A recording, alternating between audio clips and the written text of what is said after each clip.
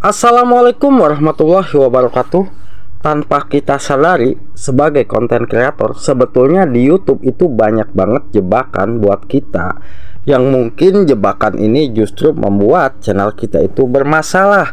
Bagi channel yang sudah dimonetisasi, bisa jadi channel Anda itu dihentikan monetisasinya, dan bagi channel yang belum dimonetisasi, bisa jadi channel Anda akan ditolak monetisasinya ya.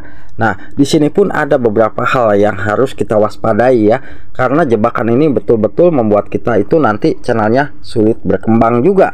Nah, yang pertama di saat kita menggunakan musik background.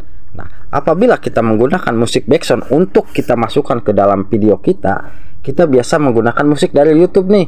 Nah, di sini kita mencari kata kunci musik background no copyright ya. Nah, jangan sekali-kali kita menggunakan musik-musik yang memang musik tersebut justru beliau memancing untuk kita gunakan ya. Apalagi kalau kita masuk di pencarian titik 3, lalu kita masuk ke filter penelusuran, dan di sini ada tulisan Creative Commons ya. Nah, di sini kita terapkan. Nah, ini musik-musik memang betul-betul kita boleh gunakan ya. Kita contohkan. Dan di sini sudah terlihat penontonnya sudah 2.700, tetapi ini iklan tidak muncul ya. Dan untuk logo downloadnya biasanya tidak muncul. Nah, apabila kita melihat ke kolom deskripsi, di sini ada tulisan ya, lisensi Creative Commons dan boleh digunakan ulang. Nah, ini harus kita waspadai di saat kita mendownload atau menggunakan musik ini. Begitu kita upload, justru video ini terkena musik klaim hak cipta atau musik hak cipta. Nah, ini yang harus kita hindari.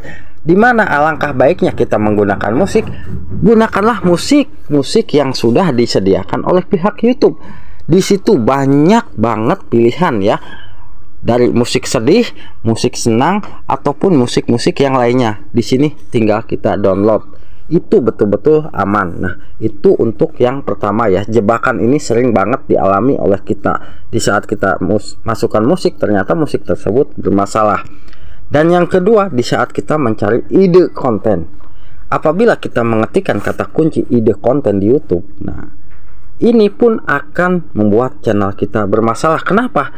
Di saat kita tergiur melihat ada penawaran ya, nih, ternyata hanya membuat video seperti ini gajinya bisa mencapai puluhan juta, bahkan ratusan juta.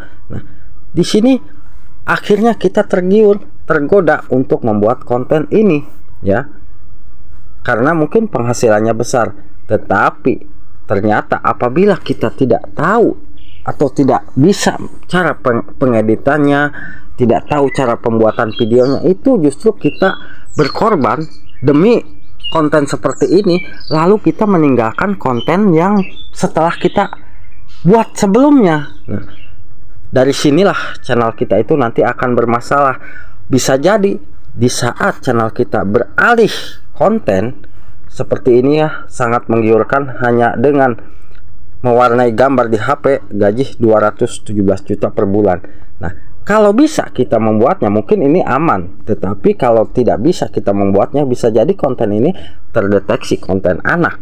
Sedangkan channel kita itu bukan dibuat untuk anak-anak. Tapi kalau kita membuat konten seperti ini, bisa jadi konten ini terdeteksi konten anak ya.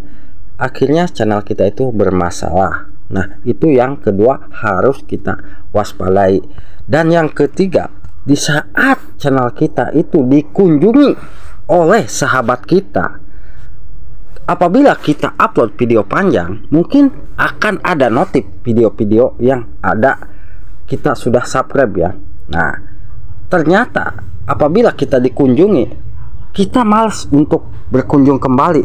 Tetapi di saat ada kawan lain live streaming, kita kunjung, kita aktif menonton. Tetapi beliau tidak memperhatikan kalau videonya itu dikomentari oleh kawan-kawan kita yang memang kawan kita itu aktif membuat video panjang.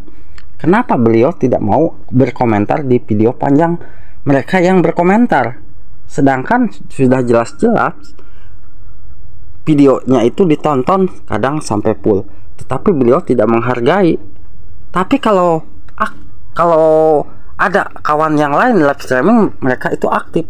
Nah, jangan salah, ujung-ujungnya nanti kawan kita itu kapok ya menonton video kita, akhirnya mereka akan meninggalkan channel kita. Bisa jadi diunsub ya, ingat, bisa jadi kawan kita kalau memang mereka tidak suka dengan tingkah kita, sudah dikunjungi berkali-kali tetapi mereka tidak mau memperhatikan atau tidak merespon, itu sama sekali channel kawan kita itu akan kecewa, ujung-ujungnya akan diunsub. Nah, untuk settingan usahakan di channel kita itu ya sudah jelas di sini. Kita perhatikan di bagian ini. Nah, ini jangan sampai ada yang dicentang ya. Biarkan untuk settingan ini aktif ya. Ini ya berwarna abu-abu semua, jangan ada yang hijau. Karena kalau ada yang hijau itu nanti channel kita itu jumlah subscribernya tidak akan dimunculkan. Jadi mereka akan enggan untuk mensubscribe ke channel kita ya. Nah, jadi ingat ya, apabila channel kita itu memang upload video panjang, ada yang berkomentar kawan kita, alangkah baiknya lebih memperhatikan kawan kita yang berkomentar di video kita, bukan justru memperhatikan kawan kita yang tidak aktif berkunjung ke video kita. Mereka lebih aktif menonton video live streaming kawan kita. Nah, itu akan merugikan channel kita juga ya nantinya. Dan yang ketiga tentunya di saat kita menyeting video ya. Di saat kita menyeting video, ingat, kita mungkin apabila mungkin videonya itu video biasa ya, kita masuk ke bagian pensil. Di bagian pensil ini kan kita masuk ke bagian ini ya. Di bagian ini biasanya ini akan tanpa kita sadari terpijit di bagian nonaktifkan komentar. Jangan sampai kalau kita kepijit seperti ini, itu komentar tidak aktif ya. Usahakan kita pilih yang nomor 2 ini. Dan ingat, kalau kita mau menyeting bagian visibilitas, di sini kan ada jadwalkan ya. Ada jadwalkan. Di jadwalkan inilah kita harus memperhatikan jam-jam yang memang jam tersebut akan membuat video kita itu banyak yang mengklik. Kalau memang sobat semua pakai sistem uploadnya itu dijadwalkan ya.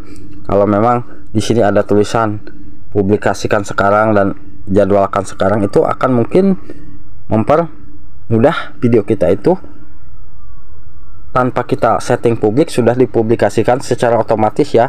Tetapi kita harus memperhatikan jadwal jamnya juga, jangan sampai jamnya tidak sesuai ya di saat kita mempublikasikan atau visibilitasnya itu di ini ya.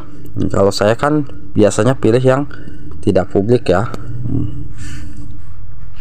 Nah, apabila kita pilih tidak publik kan nanti secara otomatis akan kita setting publik secara otomatis. Nah, itu yang membuat channel kita itu akan aman ya. Usahakan kita perhatikan hal-hal berikut yang memang membuat channel kita itu bermasalah ya. Biasanya musik-musik tersebut akan membuat jebakan buat kita para pemula ya. Semoga bisa bermanfaat. Wassalamualaikum warahmatullahi wabarakatuh.